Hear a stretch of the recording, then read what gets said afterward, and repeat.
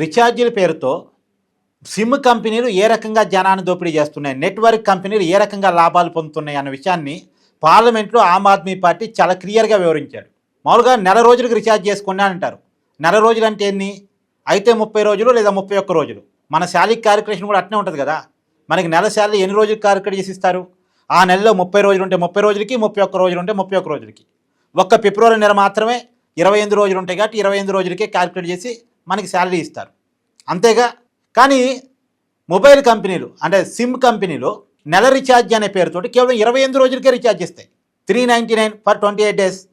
28 days ఏంది? నెల మొత్తం ఇవ్వాలి కదా. 30 రోజులకి ఇవ్వాలి లేదా 31 రోజులకి ఇవ్వాలి కదా. ఏదో 3 నెలల ప్యాకేజ్ అంటారు. 3 నెలలు అంటే ఎంత?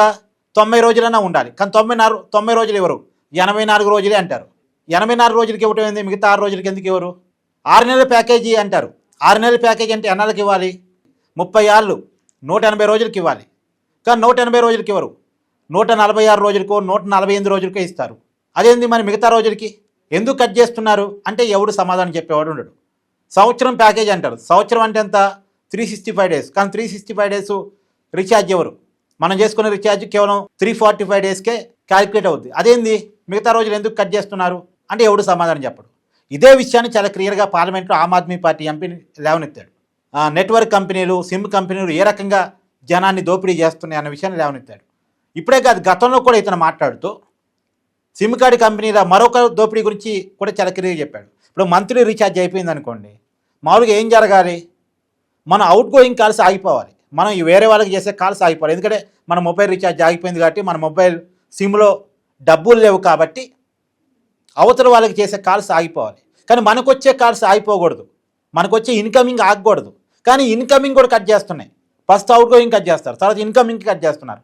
ఇన్కమింగ్ కట్ చేయడానికి నెట్వర్క్ కంపెనీలకు ఉన్నటువంటి రైట్ ఏంటి అసలు? ఇదే విషయాన్ని ఆమ్ ఆద్మీ పార్టీ ఎంపీ ప్రశ్నించాడు. ఇప్పుడు సిమ్ నాది, సిమ్ వేసుకున్న ఫోన్ నాది, సిమ్ ఆల్రెడీ నేను డబ్బులు పెట్టి కొనుక్కున్నా, సిమ్ వాడటానికి మొబైల్ని కూడా డబ్బులు పెట్టి కొనుక్కున్న తర్వాత నా సిమ్ కార్డుకి వచ్చేటువంటి కాల్స్ ఆపటానికి ఇంకా రైట్ ఎవరికి ఉంది? ఒక్కసారి కొనుక్కున్న తర్వాత ఈ సిమ్ నాది, ఈ నెంబర్ నాది, నేను వాడినంతకాలం నేనే రెంట్కి తీసుకోలేదు కదా, కొనుక్కున్నాను కదా. కొనుక్కున్నప్పుడు నా నెంబర్కి వచ్చే కాల్స్ ఆపటానికి సిమ్ కార్డు కంపెనీకి ఉన్న రైట్ ఏంటి? కాకపోతే కాల్స్ ఇవ్వకు, కాల్స్ చేసుకునే పర్మిషన్ ఇవ్వకు, రీఛార్జ్ చేసుకునేంత వరకు అంతవరకు ఓకే. కానీ నాకు కాల్స్ ఆపటం ఏంటి? ఇన్కమింగ్ ఆపటం ఏంటి? అవుట్ గోయింగ్ ఆపితే సరిపోద్ది కదా. కానీ ఇన్కమింగ్ కూడా ఆపుతున్నారు అనేది ఆయన లేవనెత్తిన పాయింట్. ఒకసారి మీరు వినండి. भारत में 125 करोड़ मोबाइल फोन यूजर हैं, जिसमें से 90% प्रीपेड प्लान के यूजर हैं. सर, आज मैं प्रीपेड प्लान के जो मोबाइल यूजर्स हैं उनकी ओर से 2 समस्याएं उठाना चाहता हूं. सर, पहली समस्या है कि रिचार्ज खत्म होने के बाद आउटगोइंग के साथ साथ इनकमिंग कॉल का भी बंद होना. सर, जब प्रीपेड प्लान एक्सपायर होता है या मोबाइल रिचार्ज की वैलिडिटी खत्म होती है तो आपकी आवाज बंद कर दी जाती है. फोन मेरा, सिम कार्ड मेरा, नंबर मेरा. तो सर, रिचार्ज खत्म होने के बाद आउटगोइंग कॉल बंद होना समझ आता है, लेकिन इनकमिंग कॉल बंद होना सरासर मनमानी है. सर, हमारा मोबाइल नंबर आज हमारी डिजिटल पहचान बन चुका है.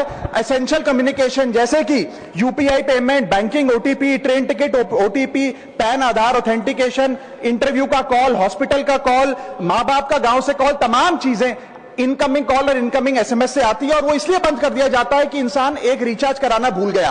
దీంట్లో ఒక వ్యాలిడ్ పాయింట్ కూడా ఉంది. ఒకవేళ మన మొబైల్